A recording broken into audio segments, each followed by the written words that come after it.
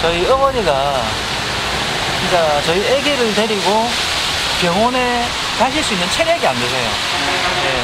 그런데도 그런 말을 지어냈다는 게 참 너무나 어이가 없어요.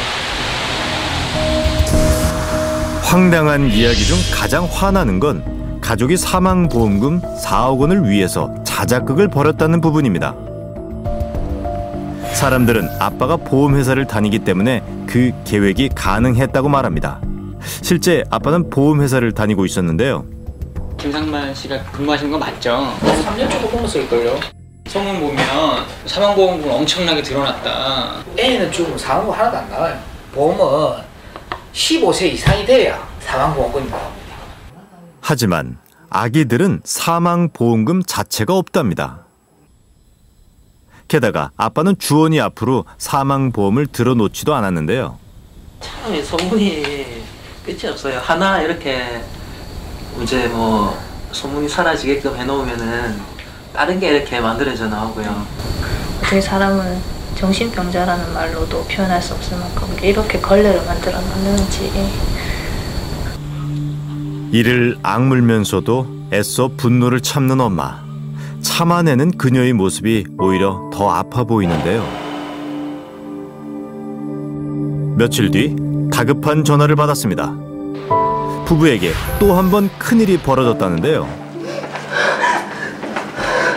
끔찍한 소문에도 강하게 버텨왔던 엄마인데 지금 그녀는 곧 무너져 내릴 것만 같습니다.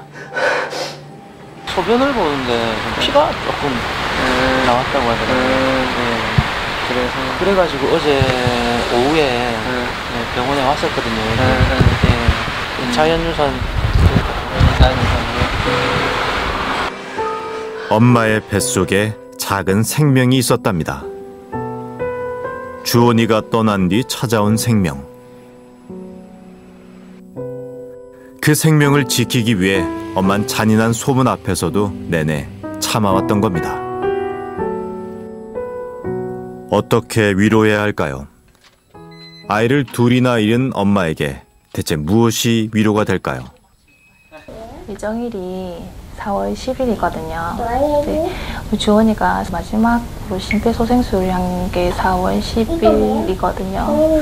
그래서 이제 저한테는 이제 거의 이제 1년 만에 돌아오는, 그러니까 주원이가 다시 돌아오는 아이라고 생각이 돼서 좀 특별했죠.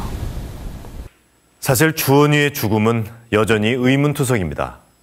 보육교사가 아이를 강하게 흔든 것 때문에 뇌사 상태가 됐다는 의견도 100% 정확한 건 아닌데요. 주원이가 뇌사에 빠진 그날 대체 무슨 일이 있었던 걸까요? 아이의 사인이 명확해지면 잔인한 소문을 잠재울 수도 있을 겁니다. 소문이 무성하게 피어나는 건 그날의 진실이 밝혀지지 않아서입니다. 언제예요? 영유아 건강검진 받고 들어오는 길이에요. 이게? 네. 그날 아침 엄마는 주원이를 안고 외출을 했는데요. 아이의 건강검진을 위해서였습니다. 주원이 너무 배고파하는 것 같아가지고 모유수유를 하고 10시 15분, 20분 그 정도 그 사이에 제가 어린이집에 등원시켰거든요. 주원이를 어린이집에 맡긴 뒤 큰아이를 데리고 목욕탕에 갔다는 엄마. 그런데 엄마가 목욕탕에 가 있는 동안 주원이에게 갑자기 문제가 생긴 겁니다. 아이를 어린이집에 맡긴 지 불과 1시간 30분 만에 일이 벌어진 건데요. 나갔다 오니까 문을 열자마자 이미 전화기에 불이 나 있는 거예요. 애기 아빠가 우리 애기가 지금 병원에 와 있다고. 병원에 실려간 주원이는 뇌사 상태에 빠져 있었습니다. 아기를 앉자마자 바로 심폐소생술, 가슴 압박을 실시하고 가장 가까운 병원으로 이송을 했습니다.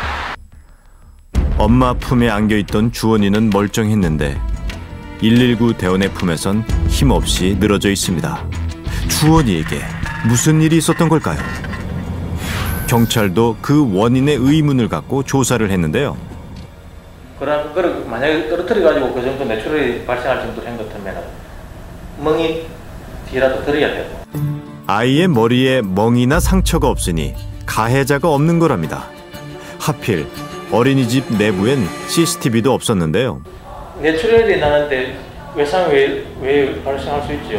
가만히 있는데 뇌출혈이 발생할 수 있는 거 아닙니까? 뇌출혈이라는.